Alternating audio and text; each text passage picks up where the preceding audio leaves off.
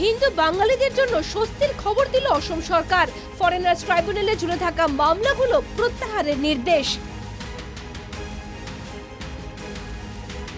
বাংলা বাঙালি ও বাংলা ভাষা নিয়ে যখন উত্তপ্ত দেশের রাজনীতি, তখন অসমের বাঙালিদের বড় স্বস্তির খবর দিল অসম সরকার। জি ভোটারের অভিশাপ থেকে মুক্তি পাচ্ছেন অসমের বাঙালি হিন্দুরা। 2014 সালের 31শে ডিসেম্বরের আগে 3 প্রতিবেশী মুসলিম রাষ্ট্র বাংলাদেশ, পাকিস্তান ও আফগানিস্তান থেকে ভারতে আসা হিন্দু, খ্রিস্টান, শিখ, বৌদ্ধ, জৈন ও পার্সি ব্যক্তির বিরুদ্ধে ফরেনার্স ট্রাইব্যুনালে যে মামলা চলছে সেগুলো প্রত্যাহারের সিদ্ধান্ত নিয়েছে অসম সরকার। বিষয়টি নিয়ে গত 17 জুলাই দিশপুরে বৈঠকে বসেছিলেন মুখ্যমন্ত্রী। ওই বৈঠকের পর মামলা প্রত্যাহারের নির্দেশ জেলাশাসক ও এসএসপি-কে। ইতিমধ্যে কেবিনেটত কোচ ৰাজবংশী আৰু আমাৰ গোৰ্খা নেপালী কেছ উইথড্ৰ কৰাৰ আমি সিদ্ধান্ত লৈছো আৰু বেংগলী হিন্দুৰ ক্ষেত্ৰত CA আইন আছে, গতিকে সকলো শান্তিত থাকিব, নিৰাপত্তাত থাকিব। সরকারি তথ্য মতে এই মুহূর্তে অসমে রয়েছে 100টি ফরেনার্স ট্রাইব্যুনাল। সারা রাজ্যে 17,714 মামলা ট্রাইব্যুনালে বিচারাধীন। বরাকের 9টি ট্রাইব্যুনালে 70% মামলাই হিন্দু বাঙালির বিরুদ্ধে।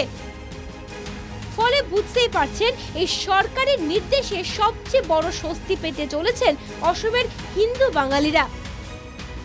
সরকারের নির্দেশে স্পষ্টভাবে বলা হয়েছে 2014 সালের 31শে ডিসেম্বরের আগে আসা হিন্দু সহ 6 ধর্মের মানুষের বিরুদ্ধে আর মামলা চালানো যাবে না। শীঘ্রই এই মামলাগুলো ড্রপ করতে হবে। 2019 সালে দেশে বলবৎ হয়েছিল নাগরিকত্ব সংশোধন আইন। গত লোকসভা ভোটের আগে রুলস প্রণয়ন করার পর সেটি কার্যত বলবৎ হয়। এবার এই CA এর অধীনে ফরেনার্স ট্রাইব্যুনালে ঝুলে থাকা মামলাগুলো প্রত্যাহার সিদ্ধান্ত নিল অসম সরকার, যা অসমের বাঙালিদের জন্য নিঃসন্দেহে একটি ঐতিহাসিক পদক্ষেপ। তবে সরকারি সিদ্ধান্তের তীব্র বিরোধিতা সারা অসম ছাত্র সংস্থার।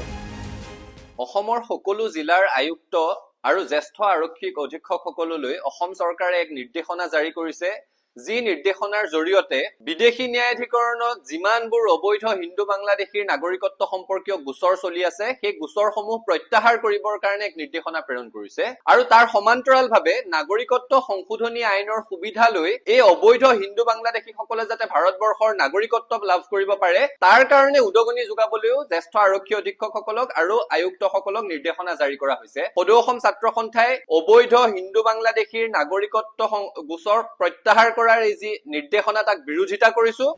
সরকারের সিদ্ধান্তে ক্ষুব্ধ আসু নেতৃত্ব। শুক্রবার জেলায় জেলায় সরকারি প্রতিলিপি দাহের সিদ্ধান্ত নিয়েছে ছাত্র সংস্থা। Bureau report, NKTV Bangla.